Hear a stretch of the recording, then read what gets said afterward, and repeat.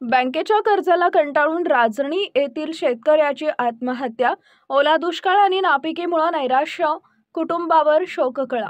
आज दिनांक 22 रोजी शनिवारी दुपारी 12 वाजता मिळालेल्या माहितीनुसार घनसावंगी तालुक्यातील राजणी येथील दामा जाधव या शेतकऱ्याने विष प्राशन करून आत्महत्या केली आहे। जालना जिल्हा रुग्णालयात उपचारादरम्यान आज सकाळी त्यांची प्राणज्योत मालवल्यामुळे परिसरात हळहळ व्यक्त होत आहे। राजणी येथील शेतकरी दामोदर जाधव यांनी 2 दिवसांपूर्वी आपल्या शेतात विष प्राशन केलं होतं।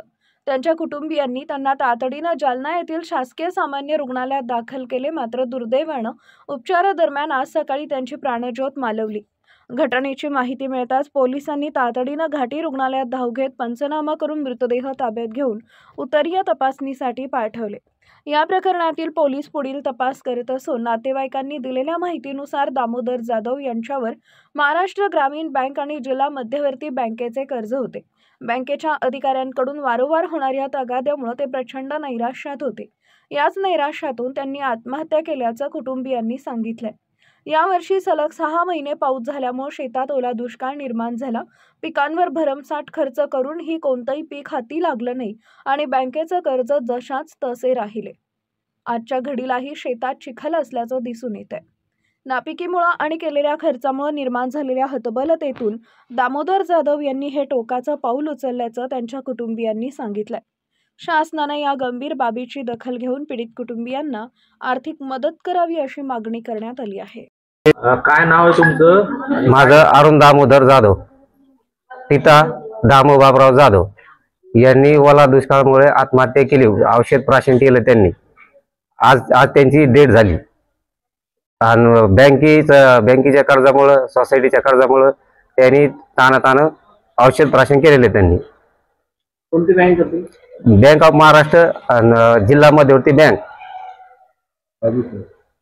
कुठं राहणार होते? रांजणी। राजनीला घटना झाली काही? राजनी घाटीमध्ये औषध राजनी इथं वारले ते पण औषध काय? आमचे राजनी येथील रहिवासी शेतकरी दानू मामा जाधव 2 दिवसापूर्वी त्यांनी औषध प्रशासन केलं। औषध प्रशासनाने त्यांचा आज मृत्यू झालेला आहे। चौकशी केली असता, भेट दिली असता लक्षात असं आलं की कर्जाचा डोंगर, शेती नापीक, अति पावसामुळे यावर्षी केलेला कर्ज काढून आणि शेतामध्ये बिलकुल कुठलंच उत्पन्न नाही। सध्या शेतामध्ये नुसता चिखलच चिखल आहे।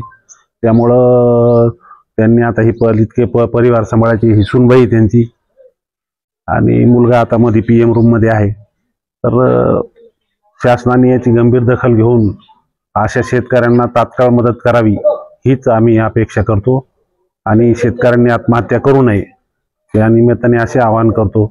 कारण कसं आहे, परत माणूस गेला की काही विषय नसतो। त्यामुळं आज आमचे दामू मामा एक सिनियर मागासवर्गीय समाजामध्ये ज्येष्ठ नागरिक होते आणि त्यांनी असं पाऊल उचलायला नको होतं। आज त्यांच्या मुलाबाळावर दुःखाचा डोंगर कोसळलाय, तरी शासनाने याची नोंद घेऊन त्यांना जेवढी मदत करता येईल तेवढी करावी।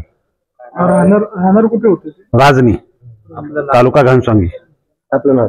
नानासाहेब उगले, माजी पंचायत समिती सभापती।